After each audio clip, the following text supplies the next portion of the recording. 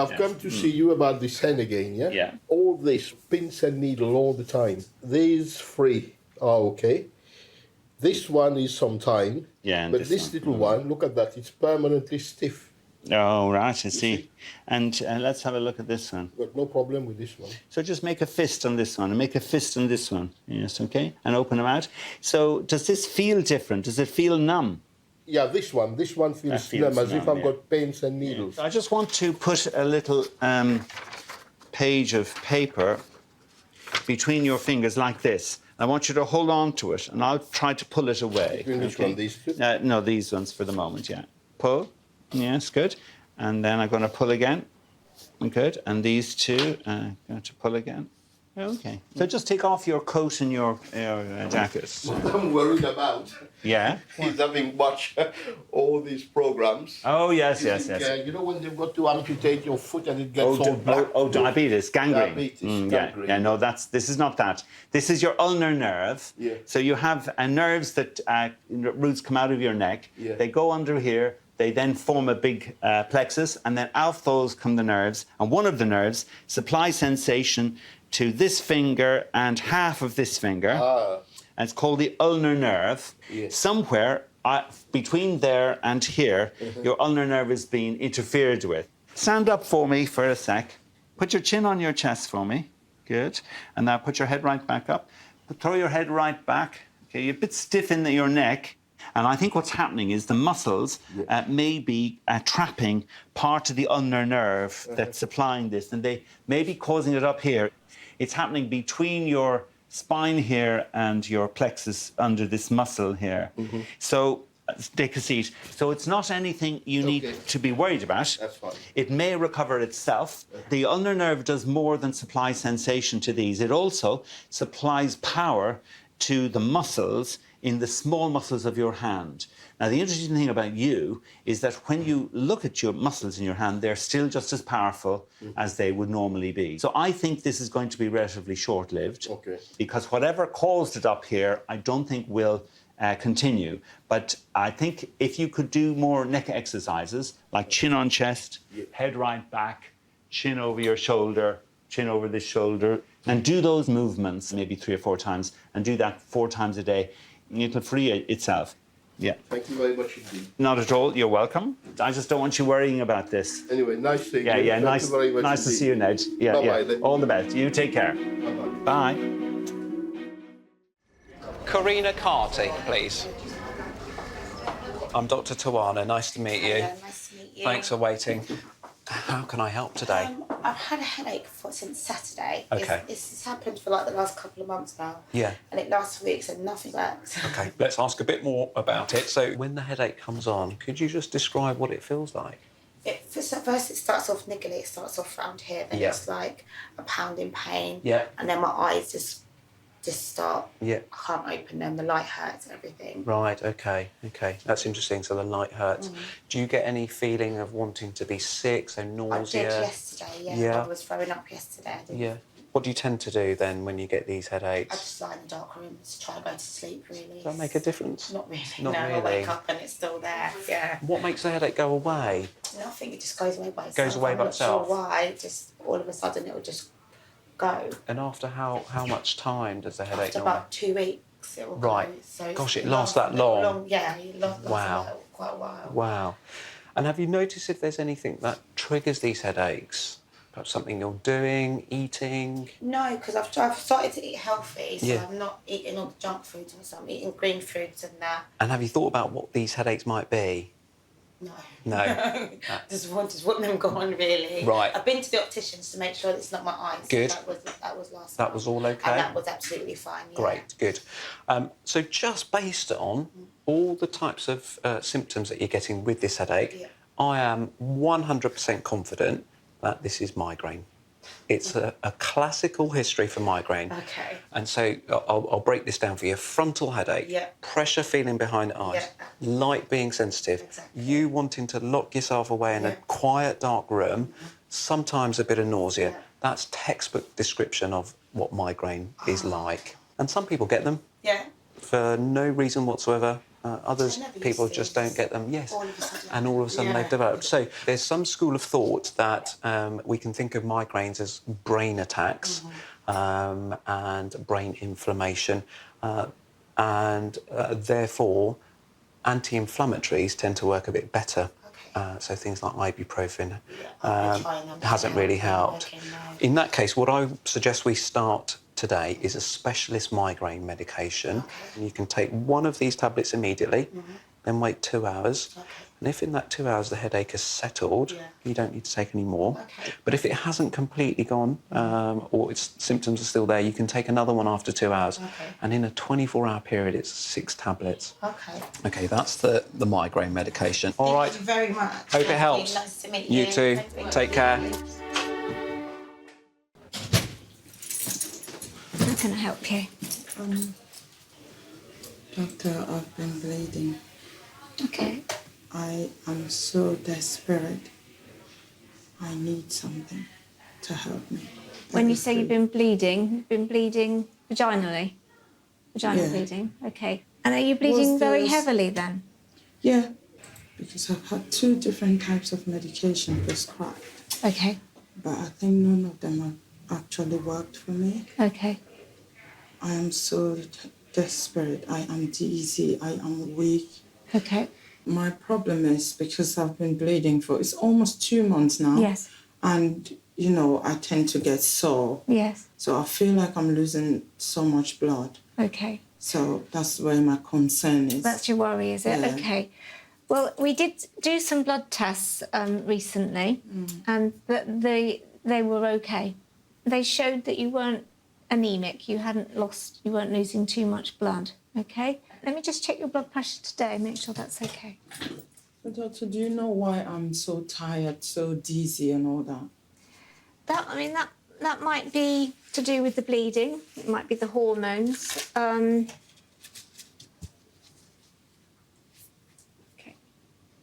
Do you have much stress?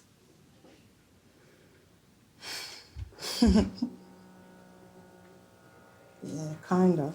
Stress is something that can make people feel very tired. Where is the stress coming from, do you think? I've been on the medication for a long time. I've been on medication for a very long time. But I stopped it myself because I thought, you know, maybe the medication were not working and I needed to, like, just say to myself, maybe I can do it. But I think sometimes at one point I get discouraged, and I've tried to take my life so many times together. Well, even if you don't feel as bad as you used to, and you don't necessarily feel like taking your life, you can still feel tired and down. And Yes, just because I it's not feel as bad down. as it was doesn't mean to say it's not causing you to feel quite tired and weary a lot of the time. That's probably the cause of you feeling like that. But we can do some more blood tests just to make sure you haven't got other vitamin deficiencies, other diseases that we've not tested you for. Your blood pressure is actually okay, so you're not losing too much blood to make you faint and Doctor, dizzy. is there nothing else? I am tired of, I'm so sorry to say this, but I'm tired of wearing pads. So let's go back to the medications that you were prescribed then. Did you try, how long did you try the tablets? The first one, they asked me to take it for 7 days, but I took it for more than 7 days because I had to take it because it was still, you know, yeah. But at it one work? point, it was working. Okay. At one point, I thought it was going to stop. Yes. And then it started again, and then I took the rest of it. Yes. So I thought when I finish it, it's going to stop. Then it stopped, and then started again. Okay. So we could put you back on that one. Would you like to do that? But this second one hasn't worked at all. All right. Let's go back then to the one that did work. Okay, so just start taking that every day. All right. I'm so grateful, Doctor. That's Thank all you. right. Okay, and keep taking them then until after your appointment. Okay, thank you. Okay, Thank you, Doctor. all right. Okay, thank you. How are you today, Jenny? Not too bad. Problems with my left foot. Okay. I've been to A&E. Yeah. They reckon I tore my tendons. Oh, I see, okay. Now, this all happened in April after you tripped over your dog, is that right? Okay. Pop your shoe off for me. It's the only shoes I can get on. Is that tender? Yeah, very tender there. Any pain underneath the foot? No, I just get a burning feeling. All around the top there where I was pressing? Yeah, oh, yeah, that's where all that bit. Okay. Because you're getting ongoing pain with this, I'm going to refer you up to the orthopaedic surgeons for them to have a look at this. They may want to do further imaging to have a look and see what's going on. Does that make sense? Because for you to have pain ongoing since April... Oh, it's ridiculous. It is getting ridiculous now. We need to get I'm struggling. In the interim, I'm going to give you some pain, some good pain relief. Which pain relief are you on at the moment? I've been taking everything. Everything I can get my hands on. No. Cocodamol? Yeah, I've been taking paracetamol, ibuprofen. I'll give you some more cocodamol because that's an excellent painkiller. The thing with cocodamol is it can constipate you. That's one of the main side effects. I suffer big time like that anyway. When you took the cocodamol, did you have a lot of trouble with the constipation? Yeah, sometimes I can go 2-3 weeks without going to the... Gosh. Okay. What I'm going to do then, when I give you the cocodamol, I'm going to cover you with a laxative as well. And also, I'm going to put my hands up. I haven't been taking my insulin because I haven't had none. I'm diabetic as well. Okay, Janet, that's massively important. Insulin. I know it's massively important. Yes. And I had it on repeat prescription at the pharmacy down by me. Yes. Then they went for a stage where they can't get a hold of the one that I was on. So you haven't had your Lantus since last September? Yeah. So it's been a year. Me and doctors, I don't like coming down the doctors unless I really have to. Okay. I'm going to give you a blood test form. I want you to get an urgent blood test done, okay? I want you to try and get it done today. Yeah. I'm going to book you into our diabetic clinic with one of our diabetic doctors because they need to have a look and see what's going on with your diabetic control. Does that make sense? The risk of uncontrolled diabetes are heart attack, stroke, you know... I've already had one heart attack and I've already had a mini stroke, which has affected my sight. So that puts your risks even higher. So let's get this sorted. What I'm going to do is I'm going to squeeze you in with the diabetic doctor next Thursday. What I want you to do is I want you to record your sugars 4 times a day, okay? So before breakfast, before lunch, before dinner, and before bed. And bring those readings in when you see Dr. Nanda next week. He can then have a look at it and decide what insulin regime we should get you back on. I will go, definitely. Superstar. Lovely, thank you very much. No trouble, it's lovely to meet you, Jenna. Thank you. Bye-bye now. How are you getting on? Skin improving a bit? Or not? Nah, it's getting worse. And my arthritis is getting quite bad as well. Okay. My joints.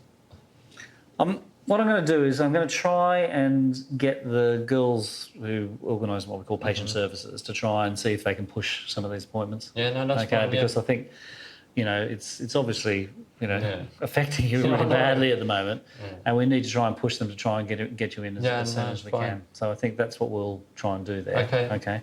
Ryan has a very severe case of psoriasis, probably the worst that I've personally ever seen. Linked with that, he also has a type of arthritis which is related to the psoriasis. Both of these conditions are caused by an autoimmune problem, so his own immune system is reacting against his skin in particular for the psoriasis and against the joints for his arthritis as well. Which joints at the moment are being affected? It's my knees, really. Yeah? Yeah. Are they swelling a lot? No, they're not inflamed or nothing. It's just really tight. So it's just tight. Okay, can we have a quick look and see? Yeah, my psoriasis on my leg's quite bad, though. That's all right. Let's see. Deary me, having a shocking time, aren't you? Wow. Wow. Yeah. That's terrible. Has it improved at all since you've been on the methotrexate? No. Because you were off it for a little while at one stage, were you, or not? Yeah. How long were you off it for? Not that long. No? No. But it's really bad. Yeah, I think you've proven your point to me. Are you using anything else at the moment just to moisturise? When I get in a bath, I use my Cetrabend thing I've got. Yeah. Okay, use that as a soap substitute. Yeah. Is that right? Okay. Yeah. Are you getting out in the sun and trying to blast it like that? Best thing I ever had treatment-wise was the sunbeds. Yeah. Cleared up straight away. We've known for some time that people with psoriasis do better during the summer months when they have natural exposure to the sun. People who use sunbeds will often find that their psoriasis is helped as well. Although there would be very few occasions when I would actively tell a patient to go and use a sunbed. In Ryan's case, I think that's a reasonable thing to do short term, particularly if he comes in to be seen and examined to make sure that there are no other issues associated with the sunbed use. So that's just the Cetraben, okay, which, you know, is a bigger amount, so it's about a litre of it. Okay, because you just need to try and moisturise that, I don't know, because your whole skin's flaking off. Do you need anything more from me? Yes, I do. A sick note, if that's possible. Yeah, I'm happy to do that. Okay, mate. That'll keep you going on that. Okay. Yeah, okay. I'll go and speak to the girls now and see what they can do. Okay, that's fine. No promises, but I mean, we've got to. They'll get back to you. Yeah, don't sort that out, or. Oh, don't worry about that. No, we'll sort it out. Sorry about that. Okay, mate. I'll see you later. Yeah. See you later. Bye bye.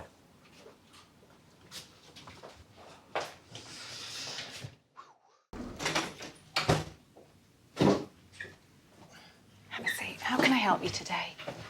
Well, I take morphine, but I'm in a lot of pain. It's my hip. Okay, so how long have you had this pain for? Only about 2 days. 2 days. Yeah. How did it start?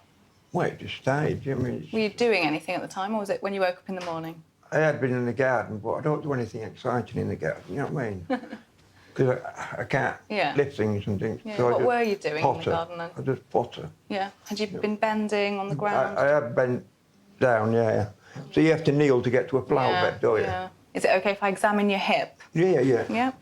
Do you think that you'd be able to lie down on here if I change?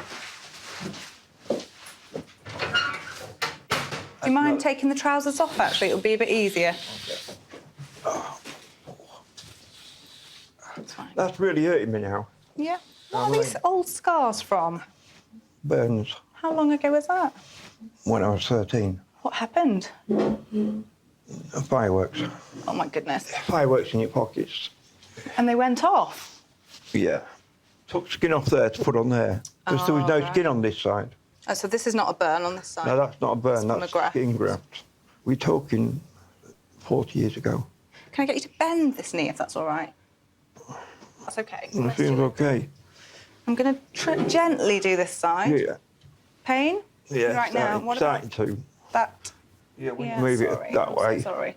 See, the pain I find is just about there. Okay, I'll let you get dressed. Just be careful and steps just here if you need it getting off. See, I can hardly get up, you see. Normally I can get up and things, but I can't now. Do you need a hand, or are you okay? No, I'm fine, love. Thank you for the offer.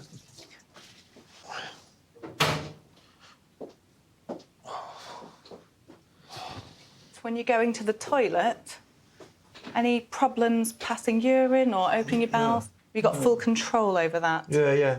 it's fine. And any numbness, weakness or tingling of your legs since you've had the hip pain?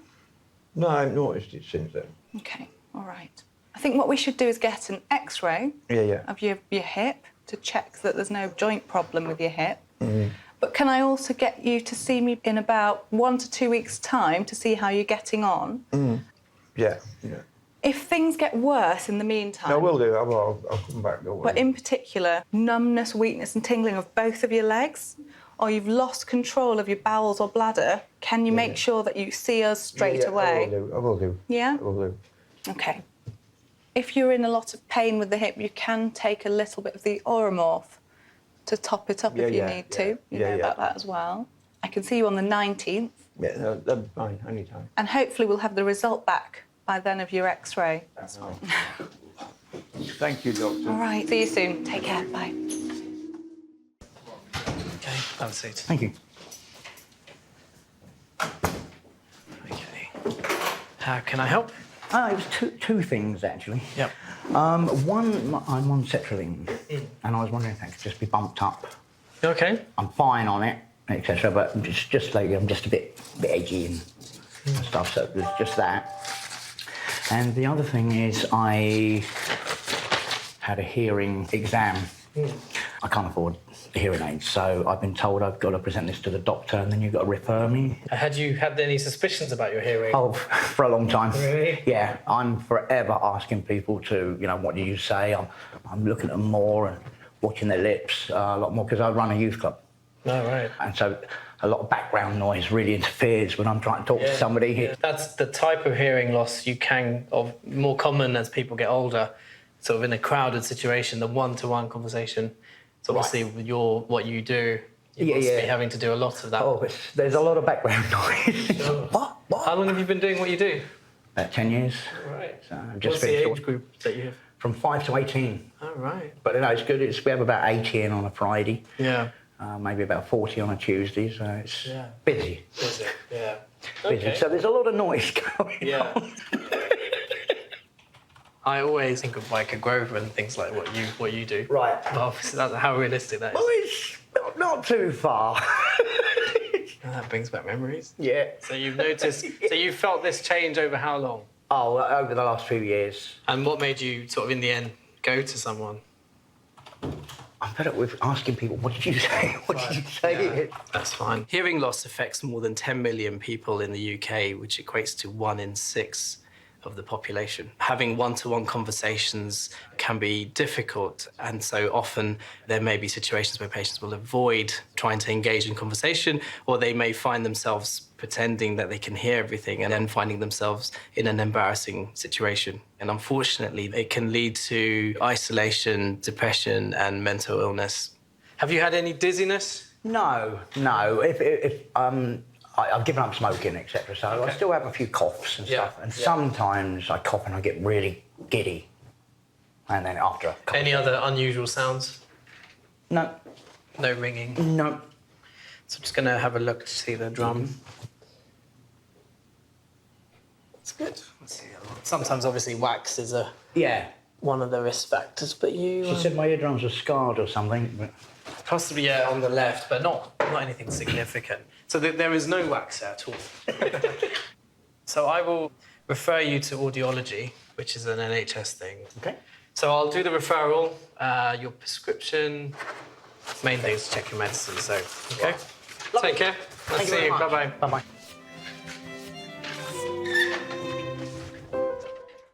How can I help?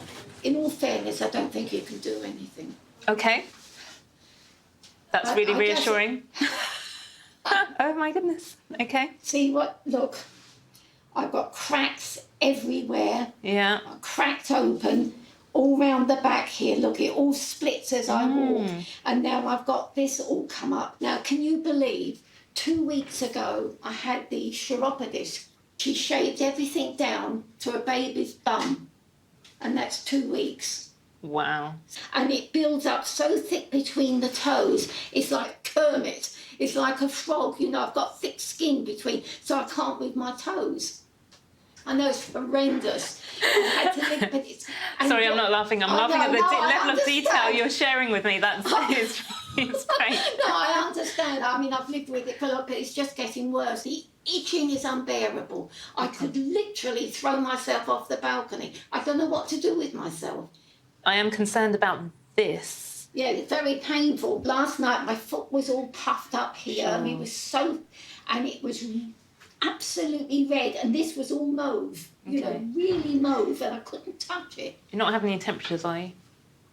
No. All right, so we need to give you some antibiotics for that? Just for that, yeah. Okay. The other thing is frightening, actually, very scary.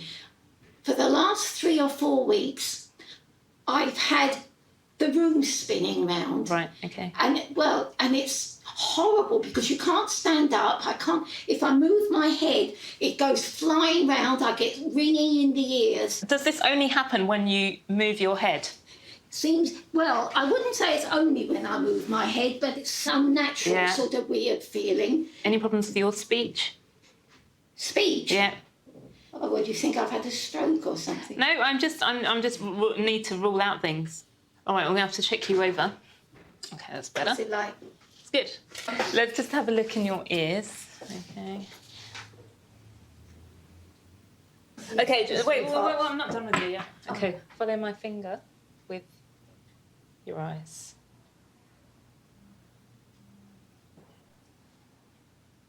Hands out in front of you. Okay, just raise your right leg off the floor. Oh, God, now you're talking. You have difficulty in balancing? I do fall over sometimes. Okay. Have a sit down. I won't make you do any more. Oh, God, I'm sorry, darling. I think you've got something called benign positional paroxysmal vertigo, BPPV. What this condition is, it's what you're telling me. So when you move your head, you get the sensation of the room spinning around you. So basically, inside your inner ear, you've got these very fine hairs, and on these hairs lie some crystals, okay? And they help regulate part of the balance system. Sometimes, for some reason that's unexplained, these crystals become dislodged. Often this will settle, the crystals just automatically align, and you're back to normal. So it can just be about a little time. If it's going on for too long and it's really disturbing, we can try different manoeuvres, different techniques to try and get your head in different positions to realign the crystals. Yeah, it's so scary, you know, it really is. And when you're living alone and everything, you think, oh my God, you don't drive, do you? Pardon? You don't drive? No, thank God. Okay. That'd be a menace. So let's see how it gets on. If it hasn't settled by the time you come see Dr. Ree, we may need to try this manoeuvre, okay? All right, darling. All right? I'm sorry to have taken so much of your time. That's okay. I'm sorry I talked too much. I'm sorry. That's okay too. I haven't wasted your time, have I? You will never waste any of our time. Please No, I don't do. say that. I worry about. I know how busy wasting your time, really. Well, it's not a waste of time if you've got a problem. Take care. Bye-bye. How can I help today? I've been having these panic attacks over the last month or so. I've been trying to just blow them away and think, you know, there's nothing wrong. But of course, what's happening, I'm waking up at 2 o'clock in the morning, not going back to sleep. Okay. I'm getting in the car, driving around just to try and forget everything.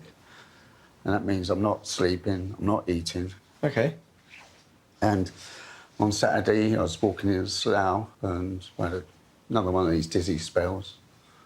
And nearly went flying all over. Luckily, I had my walking stick and managed to stay upright. Okay. But I just don't know what it is, you know. So explain what happens when you get a panic attack. I just feel lost and completely alone, and I don't know what to do with myself. Yeah. And I'm lying in bed and all of a sudden it comes over me. Yeah. So it'll wake you up from sleep? Yeah, and I've got to get up. And I walk around and I just feel... Does it mainly happen at night? Yeah. And it happened mostly at night, but it's been happening now during the day. During the day as well, okay. Yeah. And obviously it's been getting you down. I can see it's affecting you kind of... Yeah, really. You know, I feel really just, I don't know, just, you know, no energy, nothing to do. I was looking forward to retiring, getting out there and playing golf. And of course, the shoulder then went and I can't play golf, can't swing a club. Sounds like actually the physical problems seem to be kind of bothering you the most here, and that if we could help you with that, then maybe this will help these episodes of panic. I mean, it certainly sounds like you are having panic episodes. That's usually the commonest cause for these types of emotions and feelings. Yeah, I know that, you know. I always felt that, but I always felt I could get over it. Yeah. But over the last 6 weeks or so, it's just been getting worse and more and more. And what sort of things had you started to think about what you might try and do to kind of get through this? Was there things that were going through your mind? Well, I hate to say it, you know, but I just felt that life is worth living, you know. Really? I sit sometimes there and think, you know, I'd never do anything like that. I'd never do anything about it. Okay. But it does come in my head. Those thoughts that maybe it might not be... Why should, you know, what's the bother? Why live, you know, because it's not... I'm not doing anything. I'm not, you know, there's no life there and, you know... So it does sound like you've been quite down, and it sounds like there's symptoms of sort of panic and anxiety, but also low mood as well, or depression in another way. Yeah. There are a couple of things we normally suggest when you're feeling like this. The first thing is to consider a form of counselling, okay, where you speak to somebody to talk through how you're feeling, talk about your emotions, and maybe kind of build in strategies to try and deal with that. Yeah. The other thing is sometimes we consider medications as well, so antidepressants can help with these types of symptoms sometimes as well. They're not the cure, but they can, in the meantime, help with some of the symptoms. The other thing is there's a good resource, Age Concern. Have you heard about them? They have sort of centres locally in most towns. you're not alone in feeling like this. And there's lots of people in your position who feel perhaps that even some company sometime in the week would help to make them feel a bit more positive. And there are sort of befriending services and things like that that are accessible. That might be something to maybe look into as well. What I will do is I'll give you some information about the counselling. Again, it's not everybody's cup of tea.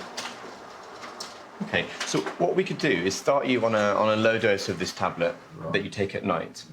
You take one tablet.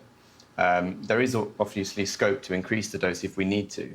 But maybe we can give you that perhaps for a couple of weeks in the first instance. Bring you back, see how you're getting on with it.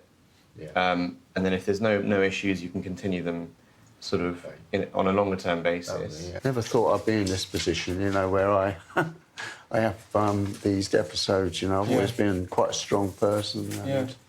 But then I've always been active, you know, doing things. So we'll definitely walk right back to orthopaedics and try and see how we can best help you. Okay. Okay, lovely. All right, so we'll catch up again in 2 weeks. Lovely, thank you. All right. Thank you very much. Take care. This is Holly, who's a medical student sitting in with me this morning, if that's okay. How can I help? Sorry about my voice. Yes. I have a very bad cold. Yeah. But this is not the worst thing. Yeah. I was abroad in my holiday, Mm-hmm. and I'm afraid I got urinary infection. A urinary infection? Yes. Yeah. Mm-hmm. I have a very bad pain when I'm urinating. Right. Burning or? Very, Mm-hmm. Mm-hmm. very bad. How long has that been there now? Since a week. Okay, and did you get any antibiotic treatment for the urinary infection? Yes. I had with me ampicillin. Okay. The problem is I still have the pain. So you have the pain. And how many days ampicillin did you have? So since Monday, I have a week now. All right, okay. Mm-hmm. But no better. Okay. And is the pain in the urethra where the urine comes out, or is it in your lower abdomen, your pain? When I'm urinating, you know that feeling, feeling the bladder full. Yeah. That specific pain. Yeah. And I feel like I need to go to the toilet every 10 minutes. Did you bring in a urine sample with you? No, not yet. Can you do one now? Yeah, I Yeah, can. we'll test it, yeah. If you pop next door and just do a sample and come back, we just, so you just want to dip test it first. Yeah. So I want you to take this antibiotic called ciprofloxacin twice a day for a week. Do you think it's needed to see a specialist? If we referred you on the NHS, they wouldn't see you for something like this. They need us to go through the pathway. So the pathway is to find out what the organism is, treat you first, find out what the organism is. If it comes back as another set of antibiotics, we might need to change the treatment. And then we need to review you and see whether or not your urine is continuing to be clear. If you had recurrent urinary tract infections, depending on the culture results, then we would treat you preventatively. If you got another infection, then we would refer you, and then they would accept the referral from that point of view. They won't accept a referral out of pathway. Okay, it is any difference on the, if I'm going to the private specialist? Because also they need a referral from here. You could go yourself to a private GP and get a referral, but there's no medical grounds to refer you at the moment. We haven't done the basics. And to refer you without doing the basics, it wouldn't be a high-quality intervention. It'd be a low-quality intervention. How would I know the result of the test? You can ring in, or if that's abnormal, I'll be ringing you. Okay. So that's what we'll do, and then we'll see what the culture grows, and then we'll advise you. Okay? Okay. Thank you. You're welcome. Bye-bye. Hi, I'm Dr. Taylor. Oh. I've got with you. My son. Okay. How can I help? My back's pain, absolute shit. It's really bad. I can't rest. I haven't slept for 2 nights now. I've took sleeping drugs, but I still can't sleep. How long have you been suffering with back pain for? About 20 years. So this is an ongoing thing? Yeah. Okay. And I can see you've seen the specialist as well. Yeah, he said he can't do nothing for me. Okay. Have you had physiotherapy and things for it as well? Yeah, they said they can't do nothing. Okay. So I'm in limbo, you know. So where in the back is the pain? It's just Across the lower back. Yeah. Does it move anywhere else? Does it stay in the back? it goes in my legs. It goes in your legs. And my fingers. Okay.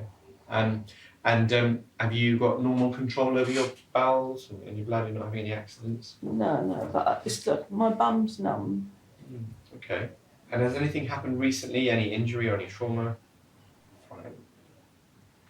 What I'd like to do today is examine you. Can you wait outside a minute, please? Mm. Thank you, Jonathan.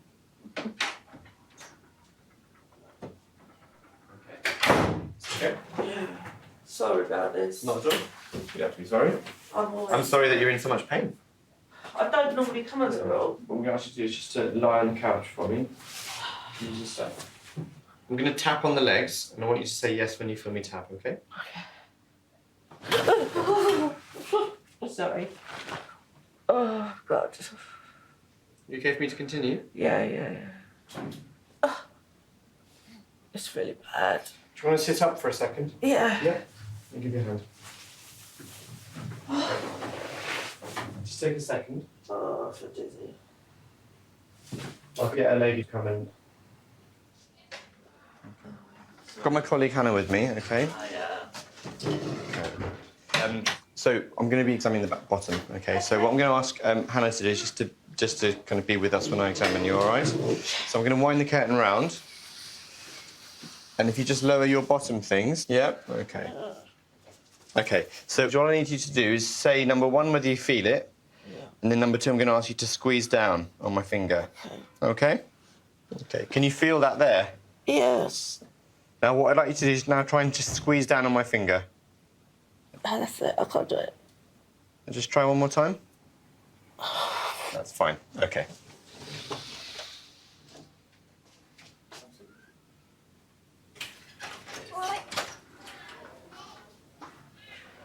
Thanks. Alrighty. So, the reason I examined you is wanted to just make sure that there's no other sort of concerning signs that your nerves are being involved in your back pain, okay, which I don't think they are. It's not really a painkiller that you need, but actually something to release some of the tension in the muscles, because I think it's the spasm that's causing most of this pain at the moment. So there's something called diazepam, which you've probably had before. Yeah, and I would like to maybe try a short course of that, maybe 5 days worth, to take it 3 times a day, and that might just help ease the spasm.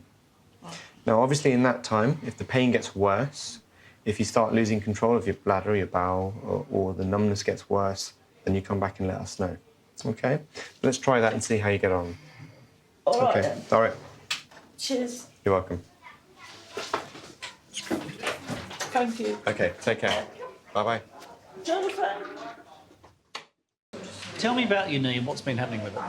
Well, it started off, I had a car accident about 10 years ago. Yep. And when the vehicle turned on its side and my leg was sort of took all the brunt of everything, I got a little bit of swelling, but then it always went down. Yep. Never had a lot of pain. Okay. Anyway, I was playing football, twisted it. Yep. And then, I don't know if I was, because it was twisted, I was putting a lot more pressure on this, but then it came up, but as it did before, it didn't go down this time. Okay. And then So I it started stayed up. And I keep getting quite a bit of pain in it. Does it ever lock on you to the point where it sticks and you can't move it? You know? Does it click or clunk? Yes. Yep. Okay. Do you ever try and take anything for it to help it? It's the usual stuff like the ibuprofen. Yeah. And Okay. Pop your shoes off. Pop your socks off. Come and have a lie there. Okay. Head back, nice and relaxed. Don't go to sleep. Okay, so this is the good one. So there is a difference in size. There is, isn't there? You know, doesn't feel any difference in warmth. Yeah, you've got a fair bit of fluid in there. It's a big difference between the two. Okay, let's bend that in. Bend it out. Bend it back in again.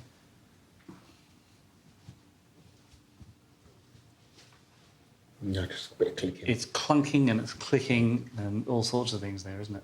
The fluid does come into, this is called your suprapatellar pouch. When you get fluid within the joint, it sort of goes into there as well. So you can feel pain across the front here as well, but also down on that. The last one I'm going to do, I'm going to press down on that kneecap. I want you to squeeze these muscles really tightly and try and pull the kneecap upwards. So nice and relaxed. Off you go. What's that like? Yeah. It's quite painful. And again, is that the pain you get? Yeah. Right, okay, hop up. Can I even get a sweep? Sorry? Can I even get a sweep? No. A couple of things. You've got something going on in the joint. You've had an X-ray, but years ago, haven't you? Yes. I think we need to do another one. Okay. Even then, you had sort of mild arthritic changes, okay, including a change behind that kneecap. Now, that kneecap's really irritable at the moment, okay? Remember when I pushed down on it and it pulled up? You know, that's scraping the bottom side of that. So I think you've got a fair bit of inflammation going on behind there. And undoubtedly, I think within the knee, because you've got plenty of fluid in the knee too, okay? So I'm going to send off a referral form for a knee X-ray, okay? It'll take a week to get the result. Thank you very much. Okay, mate. Happy days. Good to see you. Likewise, my man. Take care. And let's avoid the vet. Hey. See you again. See you later, buddy. Bye-bye. I'm fine, how are you? Nice to see you. Thank you. That was a good result yesterday. Yeah, brilliant result. Wasn't it? Yeah. I didn't see that coming. Made No. your day, good. Made my day. Good, good. How are you? Not too good, because they classed me with mild heart failure now, Chris. Okay. My feet are still swelling. Uh-huh. I'm still out of breath a lot, and I'm still coughing in the mornings. Right, okay. And I'm finding it very hard to walk long distances now. Okay. So who's looking after you? Is it the hospital or Nobody. Is it us? Nobody? It is. Okay. Who would you like to look after you? You.